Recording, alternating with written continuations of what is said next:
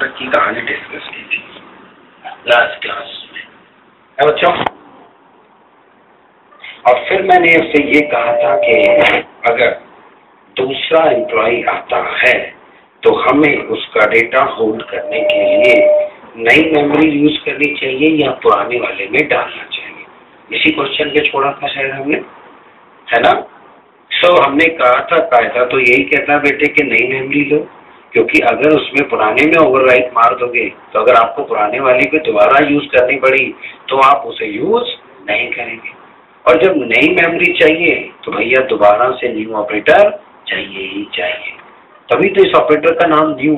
whenever you required a new object, that's why they are using a new operator, इसलिए तो नाम दिया है। तो मुझे एक और बार न्यू चलाना चाहिए, फिर वही कंस्ट्रक्टर एक और ऑब्जेक्ट मेमोरी में आएगा, फिर से नेम सैलरी पैदा हो जाएगी और उसका डेटा उसमें डाल देंगे। ठीक है बच्चों, तो इतना वाला किसी ने प्रैक्टिस करके देखा? चल गया था इतना हिस्सा अच्छे से, नाम वगैरह प्रिंट हो गए थे सब? चलिए गुड। अब हम दूसरा बनाते हैं बेटे। सो EMP E2, ये फिर से दूसरा रेफरेंस वेरिएबल न्यू EMP। तो इतना करने से हीप में एक और ऑब्जेक्ट पैदा होगा, फिर से नाम पैदा होगा, फिर से सैलरी। रेफरेंस किसके पास आ जाएगा? E2 के पास आ जाएगा। ठीक बच्चों, अब मुझे इसमें डेटा डालना है तो मैं कह सकता हूँ et.get लेट्स से राबरी 2000 सैलरी और I can print it also. So इसी E1 से गेट चलता है, इसी से ये चलेगा, इसी से ये। सो छोटा सा सिंपल सी हो गई। क्लास के ऑब्जेक्ट बनने से या आने या जाने से फंक्शंस बार बार मेमोरी में लोड नहीं होते, they get loaded only once. All the objects share the same memory location in case of functions. Functions आते जाते नहीं है। Getting my point? ठीक। और अब मैंने ये कहा था कि जिस ऑब्जेक्ट के रेफरेंस आईडी कॉल होते हैं उसी के डेटा मेंबर उसमें यूज हो जाते हैं। अब अगर मैंने E2 से गेट कॉल किया है तो गेट फंक्शन में डेटा मेंबर भी किसके यूज होंगे? E2 से। तो यहाँ पर क्या आ जाएगा? राबरी, और यहाँ क्या आ जाएगा? 2000। ठीक। अब बेटे तीसरा एम्प्लॉय आएगा तो मैं तीसरा ऑब्जेक्ट बनाऊंगा, चौथा आएगा तो चौथा, यानी कि चौथी इंस्टेंस क्रिएट करूंगा। तो आप चीज ध्यान नोटिस कीजिए कि ये जो डेटा है मेरे, ये टोटली हमारे क्लास की इंस्टेंस पे डिपेंड करते हैं। जब वो पैदा होती है तो ये पैदा हो जाते हैं, वो मर जाएगी तो ये भी मर जाएंगे, है ना। It means they totally belong to instance of a class, they totally belong to object of a class, that's why they are known as instance data member. अब आती है कहानी समझे, इसीलिए इसे हम इंस्टेंस डाटा मेंबर कहते चलते हैं, क्योंकि ये क्लास की इंस्टेंस पे डिपेंड है फुलरी। अगर वो नहीं बनती तो ये मैदान में नहीं है, अगर वो 100 बार बनती है तो ये 100 बार मैदान में है, अगर वो मर जाती है तो ये भी मर जाते हैं। That's why they are known as instance data member.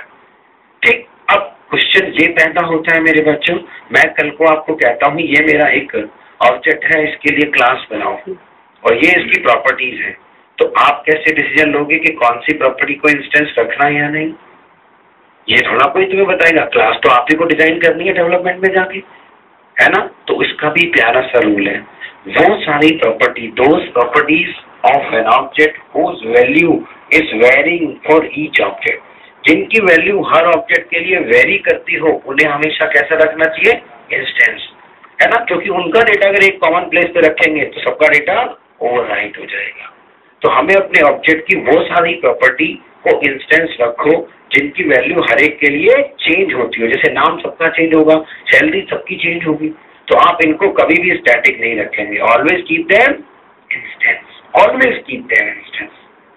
तो कल को जब क्लास डिजाइन हो या मैं आपको असाइनमेंट में कहूँ ये ऑब्जेक्ट है, ये प्रॉपर्टी है क्लास, तो आपको देखना पड़ेगा अच्छे से कि इनमें से कौन कौन सी ऐसी प्रॉपर्टी है जिसकी वैल्यू हर ऑब्जेक्ट के लिए वेरी कर सकती है। Always keep them instance.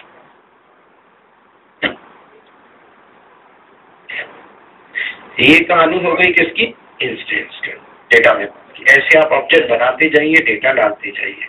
अब यहीं पे एक चीज और सिखाता हूँ, देखिए फिर मैं उसको बताता हूँ।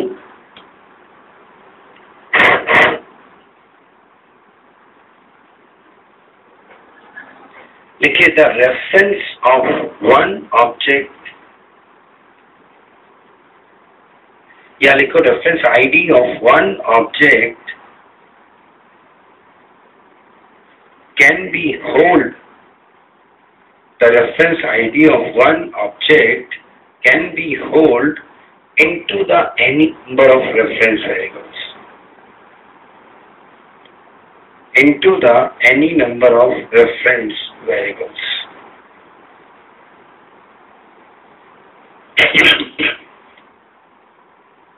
मतलब क्या हुआ?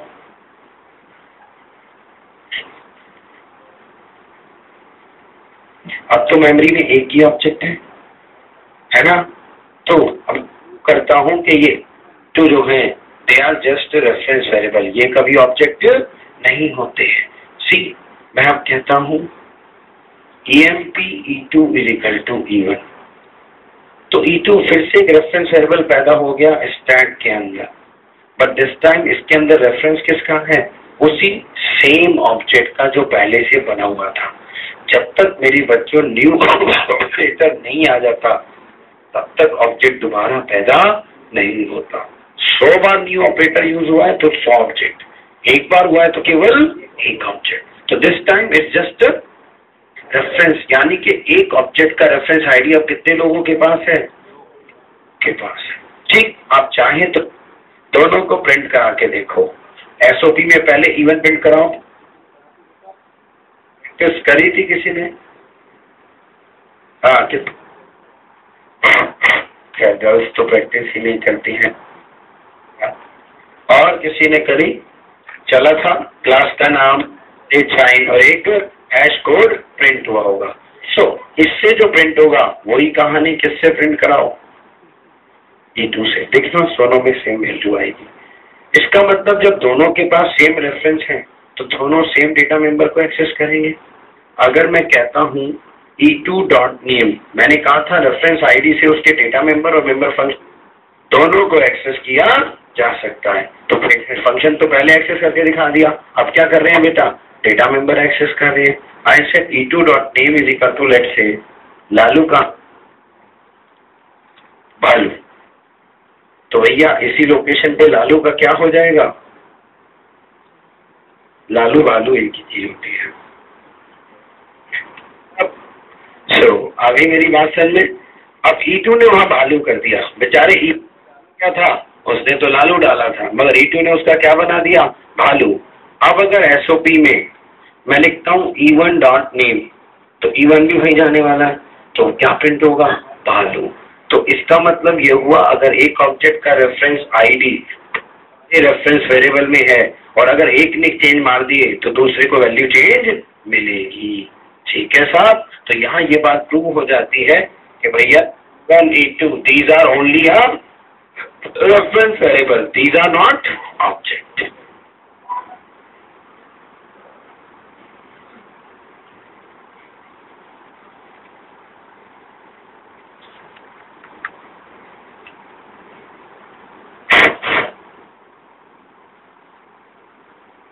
आ गई मेरी बात समझ में सबको अच्छे से?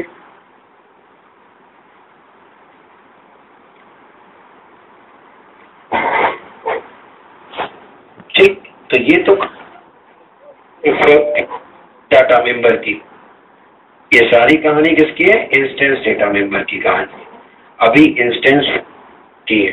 ठीक, अब करो, मैंने ये जितने भी फंक्शन चलाए हैं मेरे बच्चों, क्या मैंने इन फंक्शन को बिना कोई ऑब्जेक्ट क्रिएट किए चलाने की कोशिश करी? नहीं चलाए ना? क्या चला पाऊंगा? सपोज मैं ऑब्जेक्ट नहीं बनाता और यहीं पर सीधा गेट फंक्शन चलाता हूं, यहाँ पे पास करता हूं लालू और यहाँ पे पास कर देता हूं कोई वैल्यू, ऑब्जेक्ट नहीं बना रहा। जब मैं जिसको क्या हुआ भाई, तो अगर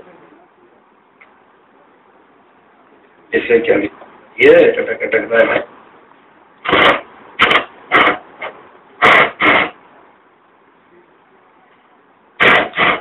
अब ठीक चल रही भाई, शरीर बेचारा भी थक गया सोने से चलते चलते, क्या करे बेचारा, सारा दिन चलता है। तो हम ये कहने की कोशिश कर रहे थे कि हम इन दोनों फंक्शंस को बिना कोई ऑब्जेक्ट बनाने की, बिना चलाने की कोशिश करते हैं। हमने लिखा डायरेक्ट गेट, इसमें पास किया लालू और कॉमा एक सैलरी, तो ये दोनों वैल्यू वहां जाएंगी S1 और S2 में, और ये असाइन होंगी नेम और सैलरी में। अरे ये तो बड़ी समस्या है भाई, नेम सैलरी तो पैदा ही ना हुए हैं, नेम सैलरी तो पैदा ही कहाँ हुए हैं, क्योंकि जब तक जो चीज पैदा नहीं होगी आप उसे यूज कैसे कर लेंगे। इसका मतलब तो इस फंक्शन को बिना ऑब्जेक्ट के चला पाना बड़ा मुश्किल है। लिए एक काम करता हूं, मैंने दो ऑब्जेक्ट बना दिए, एक इवन बनाया बेटे, एक न्यू EMP, दो बना दिए, दोनों के रेफरेंस। अब मैदान में दो हैं, नेम भी है और सैलरी भी है, दो पैदा हो गए। अब मैं इसे बिना ऑब्जेक्ट के चलाने की कोशिश करता हूं, फिर से ये चलेगा। अब नेम और सैलरी दो तो बार है इसके खोपड़े में, ये नहीं आ रहा किसके वाले में रिटर्न आ रहे, पैदा तो हो चुके, पहले पैदा नहीं हुए थे तो समस्या थी, अब पैदा हो गए तो इसको ये समझ में नहीं आ रहा कि दो है, तीन है, भैया नेम सैलरी में डालूं। मेरी बात समझ में आ गई ना। इसका मतलब यहाँ कुछ ऐसा लग रहा है कि ये फंक्शन बिना किसी ऑब्जेक्ट की इंस्टेंस के बगैर नहीं चलाए जा सकते, नहीं चलाए जा सकते ना। इसका मतलब इस फंक्शन को किसी ना किसी ऑब्जेक्ट की इंस्टेंस से ही चलाना पड़ेगा, और जिससे चलाऊंगा फिर इसे समझ में आ जाएगा उसी के डेटा मेंबर यूज करने। इसका मतलब ये भी ऑब्जेक्ट की इंस्टेंस पे डिपेंड कर गए, क्लास की इंस्टेंस पे डिपेंड कर गए, डिपेंड कर गए क्या नहीं कर गए, इनके उसके बगैर इसका कोई वजूद ही नहीं है। तो इसका मतलब भी ये भी क्या कहलाए, वेरी राइट, आपके सामने है चलने को, चाहे ऑब्जेक्ट चलाने से पहले चला के देखो और चाहे ऑब्जेक्ट बनाने के बाद चला के देखो, without an object they cannot be invoked. इसका मतलब उन्हें केवल किससे इन्वोक किया जा सकता है, किसी न किसी ऑब्जेक्ट से, इट मीन इंस्टेंस से। इसका मतलब ये भी किस पे बिलोंग करके डिपेंड कर गए, इंस्टेंस पे। That's why they are calling instance function. आती है बच्चों बात समझ में, इज इट क्लियर? अब आप कब बनाओगे इंस्टेंस, जब मैं आपको ऑब्जेक्ट दूंगा, कहूंगा ये फंक्शनैलिटी है, बताओ कौन से फंक्शन को इंस्टेंस बनाना चाहोगे, है ना साहब। तो एक ऐसा फंक्शन विद, अब एक ऐसी फंक्शनैलिटी जो आप अपनी क्लास में देना चाहते हैं, विच बिलोंग, जो जब भी चलेगी ये ही काम करेगी, रादर देन किसी सब के लिए, किसी पर्टिकुलर एक ऑब्जेक्ट के लिए। कोई भी ऑब्जेक्ट हो सकता है। whenever you want to define a kind of a functionality in your class which belongs to a particular object, तो जब भी काम करे उसी ऑब्जेक्ट के लिए काम करे, चेंजेस करे तो उसी के लिए, कैलकुलेशन करे तो उसी के लिए, वो सबके लिए काम ना करे, which is dedicatedly belong to one object। तो always keep those function instance, क्योंकि वो बिना ऑब्जेक्ट के चलेंगे नहीं, और जिस ऑब्जेक्ट से चलेंगे उसी के लिए मरेंगे। Getting my point? आती है बात समझ में? तो एक ऐसी फंक्शनैलिटी अगर आप अपनी क्लास में देना चाहते हैं जिसके चलने से पर्टिकुलर ऑब्जेक्ट पे इम्पैक्ट पड़ता हो, है ना। इन फ्यूचर लेट्स से मुझे एक नाम चेंज करना है, मैं अपनी क्लास में नेम चेंज नाम का फंक्शन बनाना चाहता हूँ, या सैलरी चेंज नाम का। तो ऑब्वियसली मैं चाहूंगा सैलरी चेंज किसी पर्टिकुलर ऑब्जेक्ट के लिए चले, जिससे सैलरी उसी की चेंज हो, किसी और की चेंज ना हो, है ना। और जिस ऑब्जेक्ट से चले चेंज होनी चाहिए। तो ऐसी सिचुएशन में मुझे सैलरी चेंज फंक्शन को क्या करना चाहिए, इंस्टेंस बनाना चाहिए, क्योंकि मैं इसको बिना किसी ऑब्जेक्ट के बनाऊंगा तो ये समझ में नहीं आएगा भैया सैलरी चेंज हो तो किसकी। Getting my point? So this kind of functionality we achieved via instance function. तो कहानी समझ में आई, stack, method area, heap, object कैसे बनते, इंस्टेंस वेरिएबल का क्या मतलब है, क्या इंस्टेंस डाटा मेंबर होते हैं और क्या इंस्टेंस फंक्शन होते हैं।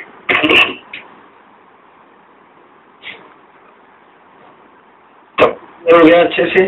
आगे बढ़ूं अब मैं static data member and static member function की तरफ कूच करते हैं अच्छे से, ठीक है साहब। तो पहले पिक करते हैं बेटे स्टैटिक डेटा की कहानी, and then we move on to static function की तरफ।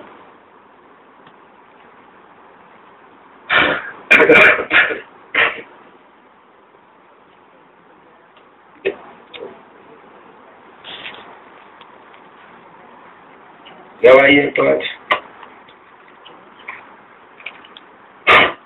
जूस देगा, जूस धीरे धीरे हैरान हो गया लड़का आदम से।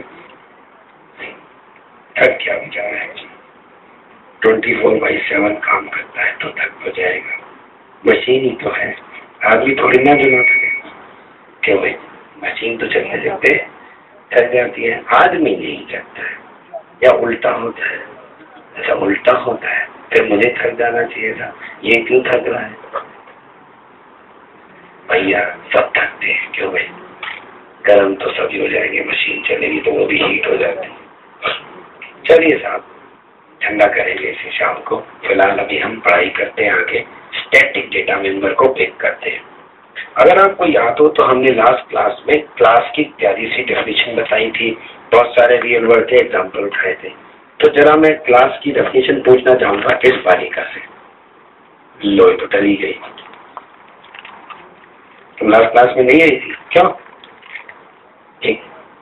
You were not feeling well, but सब कुछ अब ऑल इज वेल, तो कोई में चले जाएगा। समझ में कैसे आएगा? मेरी तो ये समझ में नहीं आता। एक क्लास छूटने के बाद तुम्हें नेक्स्ट क्लास समझ में आ जाती है, सब ऊपर से जाता हुआ नजर नहीं आता। एक क्लास इतनी भारी होती है और एक क्लास से रिलेटेड दूसरी चीजें। आज मैंने क्या किया, पुरानी वाली क्लास ही को तो दबा के ठीक आगे बढ़ गया 1 सेकेंड में। दिक्कत तो आ रही होगी बेटे, ऊपर से जा रहा हुआ ताम झाम सब। चलिए साहब, तो कोई बात नहीं, पड़ोसन बताएंगे। वेरी राइट, इस बच्ची ने कहा it is a representation of similar type of object, है ना बेटा? सिमिलर वर्ड इसने यूज किया बच्ची ने, वेरी राइट, सिमिलैरिटी। जरा मेरी क्लास देखो बेटे, इसमें कुछ सिमिलर प्रॉपर्टी है क्या मेरे सारे ऑब्जेक्ट में? नहीं है, सबका नाम भी अलग है और सबकी सैलरी भी। इसका मतलब ये मेरी क्लास की डेफिनेशन को फुलफिल इम्प्लीमेंट नहीं करती, ये एक अच्छी क्लास नहीं है। बोलो ना, अगर आप मुझसे पूछो सर आपने ये एम्प्लॉय क्लास बनाई है, ये कौन से कंपनी के एम्प्लॉय को रिप्रेजेंट करती है? मैं चुप, क्या करूं? कोई कंपनी तो मैंने बताया ही नहीं है इसके अंदर। मैं तो कहूंगा किसी की भी करती है। अभी ये कौन सी है? वर्ड में हर आदमी एक एम्प्लॉय है, क्या पूरे वर्ड के सारे एम्प्लॉय को रिप्रेजेंट करा रहे हो? ऐसा कभी होगा? या मैं पूछता हूँ कौन से सिटी के एम्प्लॉय के लिए क्लास बनाई है? मैं चुप, कुछ है ही इसमें। It is not giving a significant information. ये तो एक रैंडम एम्प्लॉय क्लास होगी, ये तो एक जनरलाइजेशन कर दिया। एक एम्प्लॉय है तो ये नाम भी होगा, सैलरी होगा, मगर कहाँ का एम्प्लॉय किसको बिलोंग करता है, क्या सिमिलर प्रॉपर्टी है, नहीं समझ में आता कुछ भी। ये क्लास आधी अधूरी है। मैंने क्या कहा था, है ना? आप इसको क्लास कह रहे हो, क्यों कह रहे हो? अगर ये कहूं कि इसमें से जावा हटा दो तो क्या है, काय की क्लास? बोलो क्या बोलोगे? मैं जावा हटा देता हूँ, फिर बताओ क्लास हो रही है, स्टूडेंट बैठे हैं, नेम भी है उनका, एड्रेस भी है उनका, अभी तो क्लास काय की है, ये नहीं पता था क्योंकि पीछे सब्जेक्ट नहीं है। बताओ क्या मानोगे बेटे, इसे क्लास कोई कहेगा अगर मैं इसमें जावा निकाल दूं तो? फिर तो है बच्चे ऐसे ही बैठे तफरी मार रहे, पिकनिक मना रहे, कोई क्लास नहीं कह सकता। क्योंकि कोई पूछेगा आप कहोगे क्लास, वो कौन पूछेगा किस चीज की? और कोई स्टूडेंट आ जाए भटकता हुआ, .NET वाले भटकते हुए आ जाते हैं यहाँ अक्सर, वो भटकू आत्मा होते हैं सारे के सारे, ठीक है साहब? तो आएगा बेचारा, किसकी क्लास हो रही है? बाहर खड़ा बनना, भैया क्लास है ये, बता नहीं किसकी हो रही है, क्योंकि क्लास है ये, स्टूडेंट क्लास, स्टूडेंट बना दिया, नेम है, एड्रेस है, सब कुछ है, मगर कौन सा स्टूडेंट?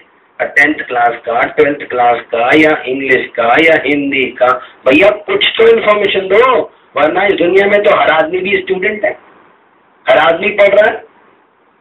तो क्या कहोगे मैंने क्लास बनाई थी स्टूडेंट, उसमें नाम है ना और एड्रेस है बस। अरे भैया क्या कह रहे हैं, नाम एड्रेस तो क्या करेगा, कुछ तो कॉमन दो, कॉलेज नेम, हाँ ये सारे इस कॉलेज के स्टूडेंट हैं। अब एक अच्छी इन्फॉर्मेशन मिलती है तो उस समय कॉलेज तो सबका सेम ही रखोगे ना बेटा, ऐसा तो नहीं है स्टूडेंट है कॉलेज नेम भी है, कौन से कॉलेज के ये बताना, दुनिया में सारे कॉलेज के। भाई ये कौन सा हुआ दुनिया में सारे कॉलेज के स्टूडेंट, ये क्या इन्फॉर्मेशन है, कैसे पता लगाएगा कौन सा किसका? ये तो बड़ा टेढ़ा काम है ना। तो कुछ ना कुछ क्या होना चाहिए बेटे, सिमिलर, है ना। और यहाँ भी रियल वर्ल्ड में जब भी कहीं ना कोई क्लास बनाई जाती है रियल वर्ल्ड के किसी ऑब्जेक्ट को रिप्रेजेंट कराने के लिए, उसमें कुछ ना कुछ क्या रखा जाता है, कॉमन। तो बेटे अगर मैं इसमें भी कोई कंपनी नेम ले लूं और उसमें डाल दूं क्या आज making a class for TCS employ, अब समझ में आता है। कोई पूछता है हाँ सर ये TCS के एम्प्लॉय है, 50,000 एम्प्लॉय है, उनको रिप्रेजेंट करने के लिए मैंने क्या बनाई है, क्लास बनाई है। अब एक अच्छी सी इंफॉर्मेशन मिली ना, तो इसका मतलब इस क्लास में हमें एक और डेटा मेंबर देना चाहिए, है ना, जिसकी वैल्यू सबके लिए सेम रखनी चाहिए। तब तो समझ में आता है कि हाँ it is a good class, ये क्लास के प्रॉपर रूल्स को इम्प्लीमेंट करती है। क्यों बच्चों, नीड आ रही है ना एक और डेटा मेंबर की, और वो भी ऐसे डेटा मेंबर की जिसकी वैल्यू सबके लिए कॉमन हो। मैं सिटी भी रख सकता हूँ, सर ये ना दिल्ली सिटी के एम्प्लॉय की क्लास है, तो भी चलो एक बार को ठीक ठाक से इन्फॉर्मेशन। अभी तो कुछ भी नहीं मिल रहा भाई, नेम और सैलरी। अरे हर आदमी, एक मजदूर भी एम्प्लॉय है भाई, मेट्रो में जो काम कर रहा है, गड्ढे खोद रहा है, तो उसका भी एक बॉस है, उसकी भी सैलरी है, उसका भी नाम है, किसका कहाँ का कुछ नहीं पता, एम्प्लॉय कहाँ का कैसा पता नहीं कुछ, तो कुछ तो कॉमन रखना पड़ेगा। तो चलिए हम कंपनी नेम ले लेते हैं, अच्छा सा लग रहा है नाम, उससे कैटेगराइजेशन बहुत अच्छे से हो जाएगा कि these are the employ belonging to TCS, IBM या व्हाटएवर। समझ में आ रहा है?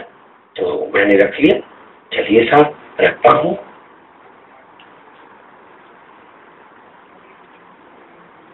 स्ट्रिंग सी नेम डिफाइन कर दिया, तो बेटा एक और वेरिएबल ले लेता हूँ यहाँ पे स्ट्रिंग टाइप का S3, और सी नेम में भी वैल्यू डाल देता हूँ, C name is equal to S3। यहाँ SOP में सी नेम को भी प्रिंट करा देता हूँ। यहाँ पे अब मैं ऑब्जेक्ट बनाने की कोशिश करता हूँ।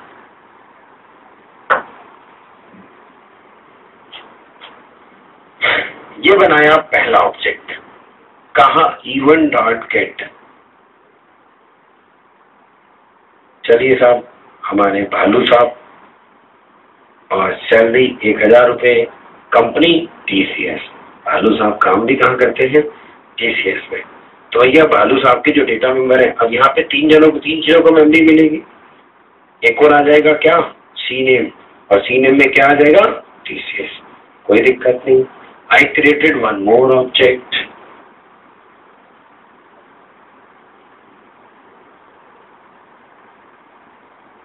ठीक। Then I said E2.get भालू, चलो यहाँ लालू ही दे देते हैं, भालू लालू कर देते हैं। बट कंपनी में यहाँ भी क्या डालूं, TCS। अगर मैं सिमिलर प्रॉपर्टी नहीं डालूंगा तो फिर मेरी क्लास की इंफॉर्मेशन गड़बड़ हो जाएगी।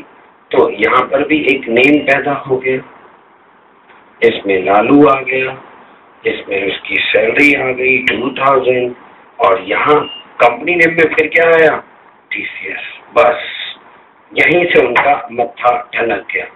अगर मैं 10 ऑब्जेक्ट बनाता हूँ तो नाम अलग होगा, सैलरी अलग होगा, मगर कंपनी का नाम फिर क्या आएगा। तो उन्होंने देखा यार ये इस क्लास में एक ऐसी प्रॉपर्टी है, ये ऑब्जेक्ट की एक ऐसी प्रॉपर्टी है जिसकी वैल्यू सारे ऑब्जेक्ट के लिए कॉमन है, तो हम इसे बार बार मेमोरी क्यों दे रहे हैं। जो भी ऑब्जेक्ट इसे एक्सेस करेगा, नाम तो TCS ही प्रिंट होगा। अगर बेटे मैं even.cname को प्रिंट कराऊं, क्या प्रिंट होगा, और E2.cname को प्रिंट कराऊं तो भी। तो उन्होंने देखा यार बार बार मेमोरी क्यों दे रहे हैं, इससे तो मेमोरी बहुत वेस्ट हो रही है। अगर TCS मेरे 10 बाइट होल्ड करता है, एक TCS, और मैंने 50 एम्प्लॉय बना दिए, तो 500 बाइट तो बेकार ही हो रही। 500 बाइट बेकार है क्योंकि वैल्यू तो सब में कॉमन ही जानी है ना। यहाँ उनका मत्था ठनका। उन्होंने कहा यार हम क्यों इस पर्टिकुलर प्रॉपर्टी ऑफ ऑब्जेक्ट को डायनेमिकली मेमोरी दे रहे हैं, क्यों बार बार इसको मेमोरी में लोड कर रहे हैं। एक काम करते हैं, इसे एक बार कॉमन मेमोरी देके उसमें TCS डलवा देते हैं। ये वाला ऑब्जेक्ट आए, ये भी वहां से TCS उठा लेगा, ये आए, ये भी TCS प्रिंट करा लेगा, तीसरा आएगा वो भी, सबको प्रिंट तो TCS ही कराना है ना भाई, है या नहीं। तो क्यों इसको बार बार मेमोरी दी जाए, क्यों ना इसे मेमोरी केवल एक बार दे दी जाए, तो उससे तो हमारी बहुत ज्यादा मेमोरी वेस्टेज बच जाएगी। बचनी चाहिए ना बच्चों, बिल्कुल बचनी चाहिए, 100% बचनी चाहिए। तो उनके दिमाग में आ गया यार इसको ना मेमोरी हम डायनेमिकली नहीं देते। डायनेमिक का मतलब है बार बार न्यू ऑपरेटर से नहीं देते, मतलब न्यू ऑपरेटर से पहले दो।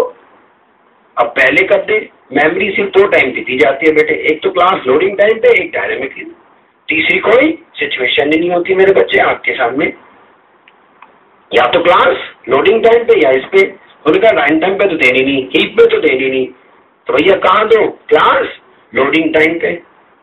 इसका मतलब क्लास के लोड होते ही इस वेरिएबल को पैदा करा दो और इसमें वैल्यू डाल दो। अगर इसको क्लास के लोडिंग टाइम पे पैदा करा दिया, इसका मतलब ये वेरिएबल ऑब्जेक्ट पे डिपेंड नहीं करेगा, ऑब्जेक्ट के आने जाने से कोई फर्क नहीं पड़ता, ये तो वैसी मेमोरी में आ जाएगा, है ना, क्योंकि क्लास लोडिंग टाइम पे जिसको मेमोरी मिलती है वो मेथड एरिया में जाती है हमेशा, वो हमेशा कहाँ जाती है, मेथड एरिया में, है ना। तो चीजें निकल के आ गई सारी। तो उन्होंने कहा ठीक है, इसको डायनेमिक मेमोरी नहीं देते, इस डेटा मेंबर को कैसा दे देते हैं, इसको स्टैटिकली मेमोरी दे देते हैं। इसको एक बार मेमोरी क्लास लोड होती दे दी तो दे दी, बस इसको बार बार मेमोरी हम नहीं देंगे ऑब्जेक्ट के आने जाने पे, और इसमें कॉमन डेटा डलवा देते हैं जिससे सारे ऑब्जेक्ट इसको शेयर कर ले। तो चलिए उनके दिमाग में आ गया। अब दिमाग में यह आया कि ये जो हमारी प्रॉपर्टी है ऑब्जेक्ट की, इसको हमने स्टैटिकली मेमोरी दिलवानी है। तो भैया कैसे बताया जाए जेवीएम को कि भैया इसको क्लास के लोडिंग टाइप में मेमोरी दियो, उसको इंडिकेशन दो, वरना वो तो हमेशा न्यू ऑपरेटर के साथ दे देगा। तो कहा यार इसको डायनेमिक तो देनी नहीं, इसको देनी स्टैटिकली है, क्यों ना इस टाइप की प्रॉपर्टी को रिप्रेजेंट करने के लिए स्टैटिक नाम का एक कीवर्ड बना दिया जाए। कैसा रहेगा, बढ़िया रहेगा नहीं रहेगा? इसलिए खोज हुई स्टैटिक कीवर्ड की रीजन के साथ, क्योंकि इस प्रॉपर्टी को मेमोरी वो स्टैटिकली देना चाहते थे रादर देन डायनेमिकली बेटे। इसलिए कहा क्यों ना इस प्रॉपर्टी डेटा मेंबर को क्लास में कौन से कीवर्ड से रिप्रेजेंट करे, स्टैटिक से। अब जेवीएम जब स्टैटिक पढ़ेगा तो वो समझ जाएगा बेटे इसको मेमोरी लोडिंग टाइम पे देनी है, ऑब्जेक्ट के क्रिएशन पे नहीं देनी, उसको वही मेमोरी देके वही उसमें डेटा डलवा देंगे। फिर ऑब्जेक्ट आते रहेंगे, डॉट लगा के उसको एक्सेस करते रहेंगे, सबको सेम मेमोरी मिलेगी, सबको सेम डेटा अभी भी मिल जाएगा। Getting my point? तो इसीलिए कहानी शुरू आई स्टैटिक कीवर्ड की, और ऐसी प्रॉपर्टी जिसकी वैल्यू सबके लिए कॉमन हो, सारे ऑब्जेक्ट के लिए, उससे हमेशा कैसा बनाओ, स्टैटिक बनाओ। आ गई मेरी बात समझ में? देखो तो अब मैं इसे यहां से इसके पीछे क्या लिख दूं, स्टैटिक। यहां से हटा दूं, मुझे ऑब्जेक्ट के अकॉर्डिंग देनी नहीं, यहां से भी हटा दूं, यहां से भी हटा देता हूं। अब यहां से भी हटा दिया, यहां से भी, वही पुराना। अब होगा क्या, जैसे फंक्शन लोड होंगे यही एरिया में क्या आ जाएगा बेटा, क्या प्रिंट हो जाएगा, सी नेम पैदा होगा, और इसको हम यहाँ क्लास लेवल पे इनिशियलाइज कर सकते हैं। तो यही मैंने क्या डाल दिया, टीसीएस डाल दिया। तो जैसी क्लास लोड हुई मेमोरी में ये पैदा हो गया। तो always remember all the static data members are loaded into a memory when a class is loaded, and they get the memory only once and they do not belong to object. तो static data members कभी भी object की property नहीं होते, they are the property of a class, because class के loading time पे जिन चीजों को मेमोरी मिलती है दे बिलोंग टू क्लास, और जिन चीजों को ऑब्जेक्ट के क्रिएशन पे मेमोरी मिलती है दे बिलोंग टू ऑब्जेक्ट। तो मिल गई सी नेम, इमीडिएटली यहाँ पे क्या आ गया, टीसीएस आ गया। अब पहला ऑब्जेक्ट बना, उसने नाम वाम डाला। अगर ये कहता है SOP C1 dot C name, E1 dot C name, तो ये ऑब्जेक्ट कहाँ दौड़ेगा, यहाँ वैल्यू उठा लेगा, प्रिंट हो जाएगी। अब अगर ये वाला दूसरा वाला ऑब्जेक्ट कहता है SOP E2 dot C name, so ये भी यही जाएगा, वैल्यू उठा लेगा। पहले भी दोनों को प्रिंट कराओ तो भी टीसीएस प्रिंट हो रहा था, अभी भी दोनों को प्रिंट कराओ तो भी टीसीएस प्रिंट हो रहा है। हो रहा है कि नहीं हो रहा, बट जिस टाइम मेमोरी है। तो इसीलिए रूल आता है all the objects share the same memory location in case of static data members. All the objects share the same memory location in case of static data members.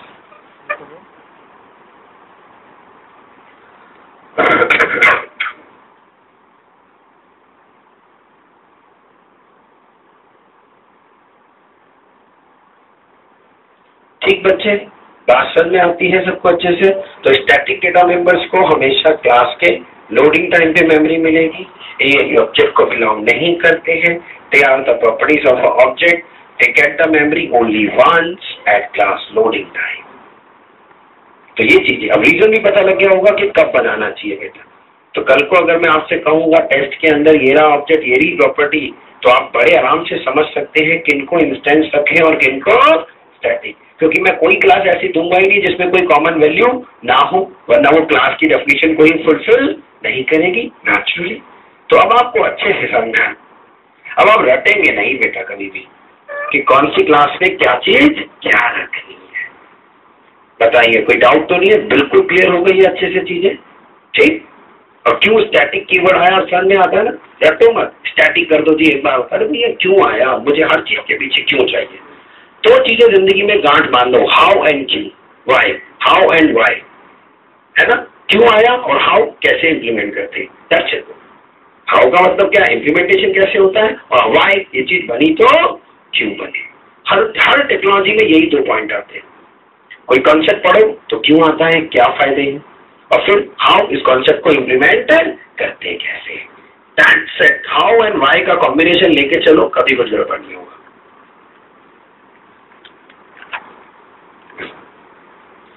चलिए अब इसी से related अभी और चीजें हैं। मान लिया मैं कोई भी ऑब्जेक्ट नहीं बनाता, I won't create any object, नहीं बना रहा, हट गया सब। लेकिन बेटे अभी भी स्टैटिक डेटा मेंबर तो पैदा हो चुका है ना, ऑब्जेक्ट बनाओ ना बनाओ उससे तो कोई मतलब नहीं, क्योंकि क्लास के लोडिंग टाइम में मेमोरी मिल गई और उसके बाद मेन चला दिया, और जो चीज पैदा हो चुकी है उसको यूज करने में कोई दिक्कत। इसीलिए स्टैटिक डेटा मेंबर को बिना ऑब्जेक्ट के भी एक्सेस किया जा सकता है। आप ड्राइव भी यूज कर लो, ऑब्जेक्ट से तो कर ही सकते हैं, उसमें तो कोई डाउट ही नहीं, उसमें तो कोई डाउट ही नहीं।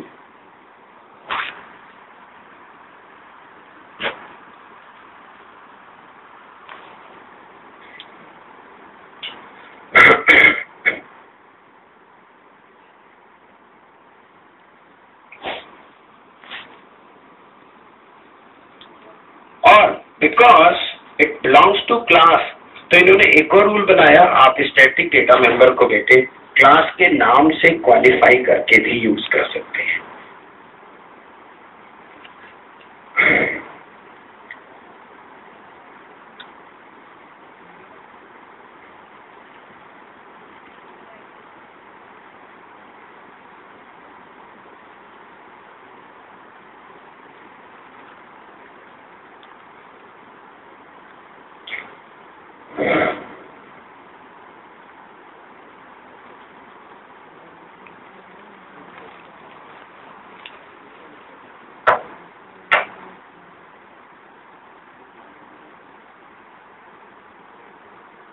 बताइए कोई दिक्कत, कोई परेशानी? रंग है। अब कब हमें क्लास के नाम से क्वालिफाई करके यूज करना चाहिए, कब बिना उसके? जब भी कभी किसी क्लास के स्टैटिक डेटा मेंबर को उस क्लास के बाहर किसी दूसरी क्लास में यूज करते हैं और ऑब्जेक्ट बनाने की जरूरत नहीं, जो कि बिना ऑब्जेक्ट के भी एक्सेस हो जाएगा, तब तो क्लास के नाम से क्वालिफाई करो। If you are using within a class तो आप इसे डायरेक्ट यूज कर लो। Whenever you want to use the static data member of a one class outside the class, then qualify it with the class name. ठीक, ये static data memory की कहानी समझ में आ गई। अब इसका एक और एग्जांपल बताता हूँ।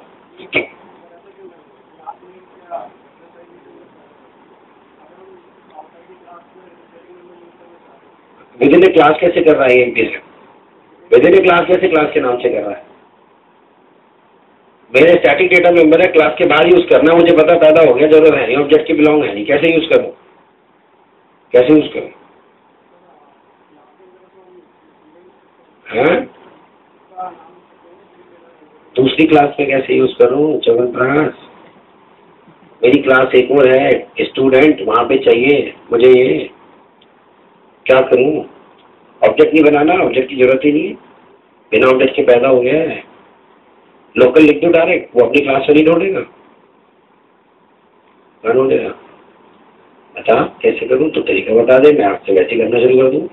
जावा को इन्फॉर्मेशन भेज दो, लड़के ने नहीं खोज कर दी, कोई तरीका नहीं, क्योंकि ऑब्जेक्ट बनाना नहीं चाहते बेटे, है ना?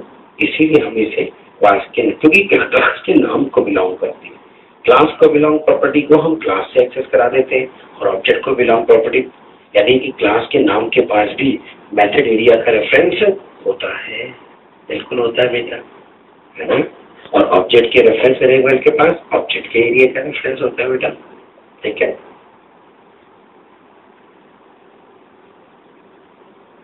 चलिए अब एक और मैंने स्टैटिक का एग्जांपल लेता हूँ, छोटा सा, क्योंकि not only the property of an object, और भी बहुत सारी चीजें, और भी नॉर्मल वेरिएबल भी अपनी क्लास में स्टैटिक रख सकते हैं। जैसे एक छोटे से एग्जांपल से समझाता हूँ। I want to count how many objects of my class has been created. मैं काउंट करना चाहता हूँ बेटे मेरी क्लास के कितने ऑब्जेक्ट बन चुके हैं। तो मुझे काउंट नाम का वेरिएबल लेना चाहिए बेटे, लेना चाहिए ना अपनी क्लास में बेटा, है ना। चलो मान लेते हैं। वैसे भी आप जानते हो क्लास लेवल के वेरिएबल्स तो वैसे ही 0 से इनिशियलाइज हो जाते हैं ऑटोमेटिकली, लिखवाया था मैंने आप लोगों को। सो अगर मैं अपनी क्लास में काउंट ले लूँ, integer count is equal to 0, यहाँ भी कर दो और चाहे नहीं भी करोगे तो भी डिफॉल्ट क्या आएगा। अब सोचो, अब मैं चाहूंगा कि काउंट को कहीं प्लस प्लस करूं। मैंने देखा कि कंस्ट्रक्टर एक ऐसा फंक्शन होता है जो ऑब्जेक्ट के बनते ही चलता है, आपने देखा। तो क्यों ना कंस्ट्रक्टर में अभी आगे पढ़ाने वाला हूँ, डोंट वरी, आगे मैं आने वाला हूँ। तो आप ऐसे कर सकते हैं, EMP इवन न्यू EMP, तो आप जानते ही हैं कि ऑब्जेक्ट के बनते ही चलता है, तो क्यों ना इसी के अंदर काउंट प्लस प्लस कर दिया जाए। तो मैंने इस क्लास में कंस्ट्रक्टर बना दिया, अभी मैं आगे पढ़ाऊंगा। और यहाँ क्या कर दिया, काउंट बस। तो पहला ऑब्जेक्ट बना, काउंट में 1 आ गया होगा। लेकिन अगर मैं इसको नॉन स्टैटिक रखता हूँ तो ऑब्जेक्ट के साथ ही काउंट प्रिंट हो गया, काउंट पैदा हो जाएगा। और उस ऑब्जेक्ट के लिए काउंट में क्या आ गया, 1। अब मैं दोबारा से ऑब्जेक्ट बनाऊंगा तो काउंट फिर पैदा होगा, फिर वैल्यू क्या आएगी 1, हर बार क्या रहेगा 1। तो क्या बताओ, इस पर्टिकुलर काउंट को अगर मैं नॉन स्टैटिक रखता हूं तो क्या मेरी रिक्वायरमेंट कभी पूरी हो पाएगी? क्या ये किसी पर्टिकुलर ऑब्जेक्ट के लिए काउंट बन रहा है या ये सबके लिए कॉमन होने वाली कहानी है? और जो चीज सबके लिए कॉमन होती है उसको क्या करें, वेरी राइट, आता है ना समझ में। तो काउंट में ऑब्जेक्ट की प्रॉपर्टी थोड़ी ना है, फिर भी मुझे अपनी क्लास में कुछ कैलकुलेशन करने के लिए एक वेरिएबल चाहिए जिसकी वैल्यू सबके लिए कॉमन रखनी है। तो प्रॉपर्टी तो रखते ही रखते हैं जिसकी वैल्यू कॉमन हो, but count is not the property of object, है ना। कुछ वेरिएबल्स है कैलकुलेशन करने के लिए, कुछ रिक्वायरमेंट को पूरा करने के लिए भी हम नॉर्मल वेरिएबल्स भी स्टैटिक बना सकते हैं। मेन तो ऑब्जेक्ट का फंडा तो भाई है ना। अब अगर मैं इसे क्या बना दूं बेटे, स्टैटिक, जैसे ही पैदा हुआ यही आ गया, काउंट इज इक्वल टू 0। पहला ऑब्जेक्ट बना तो काउंट में यहां बनाया ना, दूसरा बनाता हूं,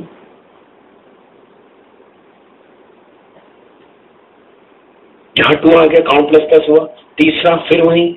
और जब चाहूंगा बेटे काउंट को प्रिंट करा के देख लो डायरेक्ट, क्या प्रिंट कर देगा इस समय, तो फिर 4 बनाऊं, फिर प्रिंट कराऊं, फिर 6, है ना। तो इस तरीके की कुछ कैलकुलेशंस करते वक्त भी हम वेरिएबल्स को भी क्या ले सकते हैं, स्टैटिक ले सकते हैं। आ गई मेरी बात समझ में सबको अच्छे से, गॉट इट। चलिए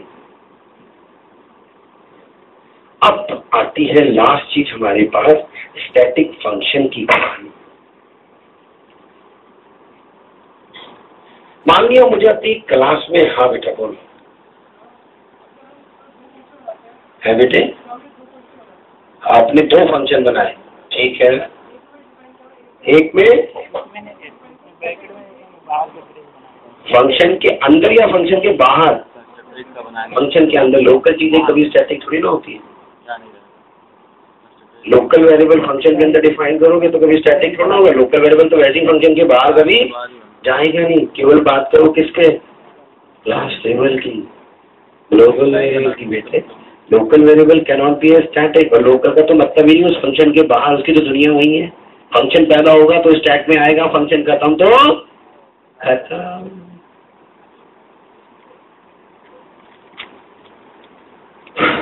चलिए सुनिए मेरी कहानी। अब मैं बात करता हूँ किसकी, स्टैटिक फंक्शन जो लास्ट चीज, ये तीनों चीजें अच्छे से क्लियर हो गई आपको। चौथी आती है स्टैटिक फंक्शन की तरफ। I want to give a kind of a functionality in my class which does not perform a task for a particular object, which perform the task for all objects। तो जब भी काम करे सारे object पे impact डाले rather than किसी एक पे, ऐसी फंक्शनैलिटी, या कुछ ऐसी जनरल फंक्शनैलिटी जो किसी ऑब्जेक्ट से मतलब नहीं, ऐसी मुझे सर्टेन कैलकुलेशंस करनी है, जनरल काम करने हैं, मैं किसी ऑब्जेक्ट के लिए काम करना नहीं चाहता हूं। Getting my point? कुछ जनरल फंक्शनैलिटी है जिसका ऑब्जेक्ट से कोई लेना देना नहीं, या कुछ ऐसा काम जो हर ऑब्जेक्ट पे काम करे। तो अगर ये फंक्शनैलिटी मैं ऑब्जेक्ट पे डिपेंड करा दूंगा फिर तो वो हमेशा उसी के लिए काम करेगी, है या नहीं? ठीक है, तो ऐसी फंक्शनैलिटी देने के लिए उन्होंने कहा यार एक ऐसा स्पेशल फंक्शन क्लास पे बनाया जाए जो बिना ऑब्जेक्ट के चले, जिसको ऑब्जेक्ट से कोई लेना देना नहीं। जब भी हमें कोई जनरल काम करना हो जो किसी ऑब्जेक्ट से बिलोंग ना करता हो, उस फंक्शन को सीधा चलाएं, अपनी टास्क को परफॉर्म कर ले। या कुछ ऐसा काम करना हो कि मैं स्टैटिक प्रॉपर्टी को चेंज करना चाहता हूं, क्योंकि स्टैटिक चीजें किसी ऑब्जेक्ट के लिए चेंज करना होंगी तो सबके लिए, नहीं तो किसी के लिए भी नहीं। लेट्स से मैं अपनी क्लास में एक फंक्शन देना चाहता हूं कंपनी चेंज, टीसीएस को आईबीएम ने टेक ओवर कर लिया, अब सारे एम्प्लॉय की कंपनी क्या करनी है? आईबीएम।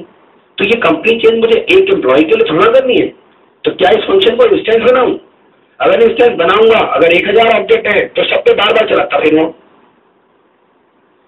है या नहीं? तो क्यों ना इस फंक्शन को कुछ ऐसा बनाया जाए जो ऑब्जेक्ट से बिलोंग ना करे, एक बार चले और इसी सी नेम में टीसीएस की जगह क्या आ जाए?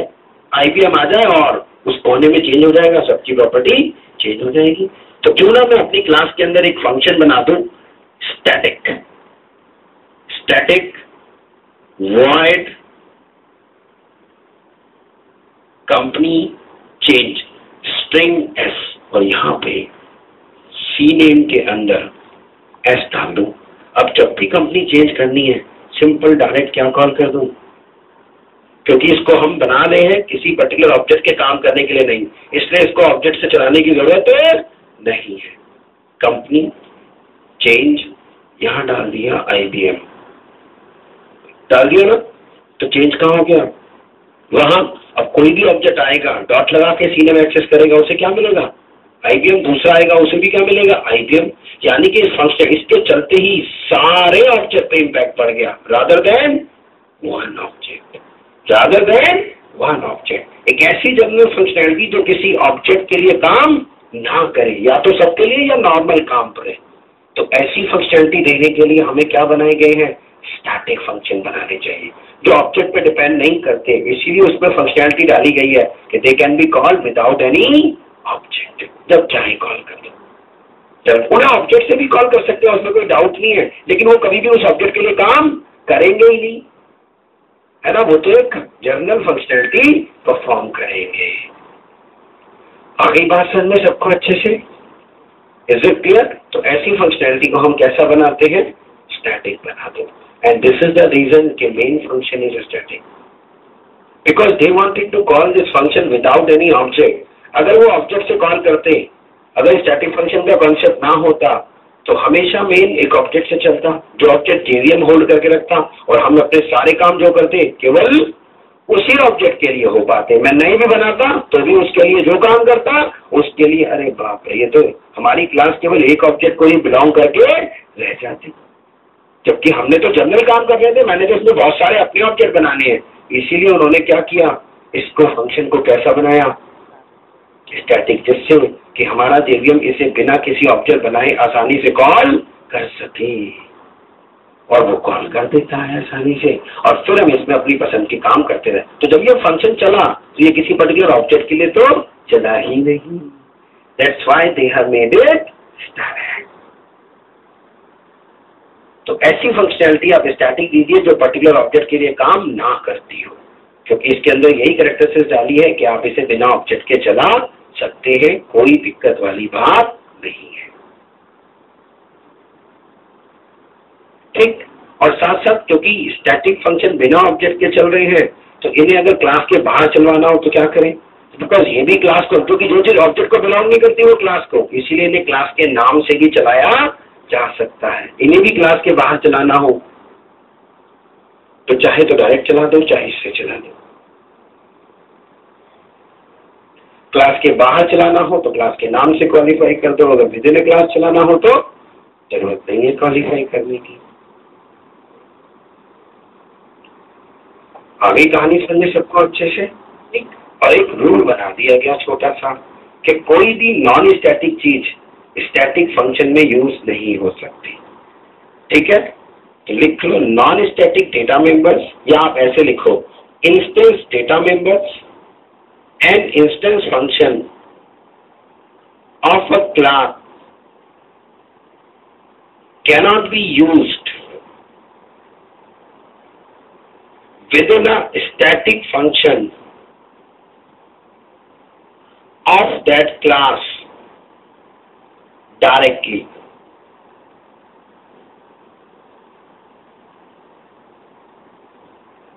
ठीक, अगर मैं इसमें अपने नेम और सैलरी को डायरेक्ट एक्सेस कोशिश करूं कंपनी चेंज में तो कंपाइलेशन एरर है।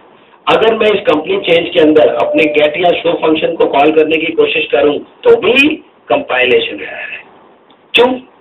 ये बिना ऑब्जेक्ट बनाए चल सकता है और ये चीजें किस पे डिपेंड करती हैं? ऑब्जेक्ट पे। अगर मैंने ये बिना बनाए ऑब्जेक्ट बनाए इसे चला दिया और यूज कर लिया नेम सैलरी, अरे यार वो तो पैदा हुआ ही नहीं है ना। पैदा करने के बाद भी हुआ तो भी किसकी नेम सैलरी यूज करे, फिर वही प्रॉब्लम। 1000 ऑब्जेक्ट है, मैंने तो जला दिया बिना किसी ऑब्जेक्ट के उसको, तो किसकी नेम सैलरी पे निकल आए भाई, है ना। इसीलिए स्टैटिक में नॉन स्टैटिक की नो एंट्री, जा ही नहीं सकते। जा सकते हैं अगर आप उसके अंदर वहां पे ऑब्जेक्ट क्रिएट कर दे तो नॉन स्टैटिक चीजों को स्टैटिक फंक्शन में ले जाना है तो पहले वहां क्या पैदा करो, ऑब्जेक्ट, फिर यूज कर लो। और 1 घंटे से मैं क्या कर रहा हूँ पीएससीएम में, हाँ, मैं इन्हें क्यों डायरेक्ट नहीं यूज कर पा रहा? क्यों? क्योंकि ये स्टैटिक है और स्टैटिक चीजें बिना ऑब्जेक्ट के चल रही है। अब जब चीज पैदा नहीं हुई तो मैं यूज कहां से करूंगा? अगर यूज करना है तो पहले वहां क्या करो बेटा, ऑब्जेक्ट को क्रिएट करो। That is the main thing. आगे मेरी बात समझ में? तो किसी भी स्टैटिक फंक्शन में नॉन स्टैटिक चीजों को हम डायरेक्ट यूज नहीं कर सकते। If you want it then create the object.